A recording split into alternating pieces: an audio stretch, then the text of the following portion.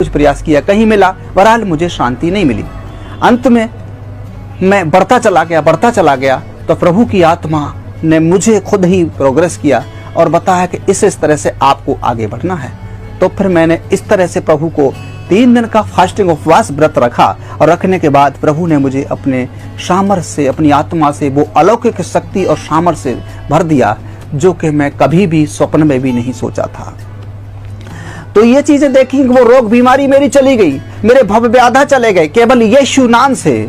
और उसका वचन ये बताता है कि मैं अपनी शांति तुम्हें देता हूं। संसार में कोई भी व्यक्ति अपनी शांति दूसरे को नहीं दे सकता। कोई भी महापुरुष, कोई भी ऋषि मुनि, कोई भी धर्म पंथ का कोई भी सज्जन करने वाला अपनी शांति दूसरे को नहीं दे सकता। केवल उस परमात्मा ईसा मसीह ने इस शब्द को बोला, मैं अपनी शांति तुम्हें देता हूं। और उसने मुझे अपनी शांति दी। मैं अपनी उसकी शांति से आज परिपूर्ण हूँ। आज संसार में लोगों को जन जागृति के लिए मैं ये बताना चाहता हूँ कि वो कैसे लोगों को ढूंढ रहा है। वो धर्म पंथ के लोगों को नहीं, वो काबिल लोगों को नहीं, वो ज्यादा बैरिस्टर और वकील को या कोई वैज्ञानिक को नहीं। परमात्मा के पवित्र शास्त्र में ऐसे लिखा हुआ है, वो आत्मा और सच्चाई से भजन करने वालों को वो ढूंढता है। जो आत्मा और सच्चाई से जो भजन करना चाहते हैं उस परम पिता का, उस सृष्टिकर्ता का, ऐसे लोगों को वो परमेश्वर पिता और उसका पुत्र यीशु मसीह वो खोज रहा है। आज जरूरत है आत्मा और सच्चाई से भजन करने वालों की।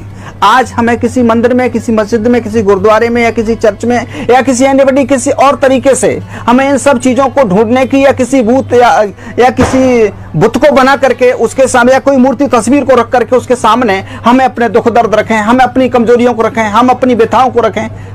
ये सब मनुष्य के निर्मित और मनुष्य की सोच के अनुसार है। उस परमपिता परमेश्वर के वचन में ऐसे लिखा है कि परमेश्वर आत्मा और सच्चाई से भजन करने वालों को ढूंढता है। और जो इस बात को समझ लेता है उसके जीवन में वो परमेश्वर का काम शुरू हो जाता है। और ऐसे लिखा है कि परमेश्वर के पवित्र शास्त्र में, क्या तुम नहीं जानते कि तुम परमेश्वर का मंदिर हो और परमेश्वर का आत्मा तुम में वास करता है। और ये शब्द जो पवित्र शास्त्र बाइबल में लिखा है, ये शब्द हमारे भारत के संतों ने बोला है कि ना मंदिर में, ना मस्जिद में, ना काबे कैलाश में, अरे मुझको कहां तू ढूंढे बंदे, मैं तो तेरे पास में।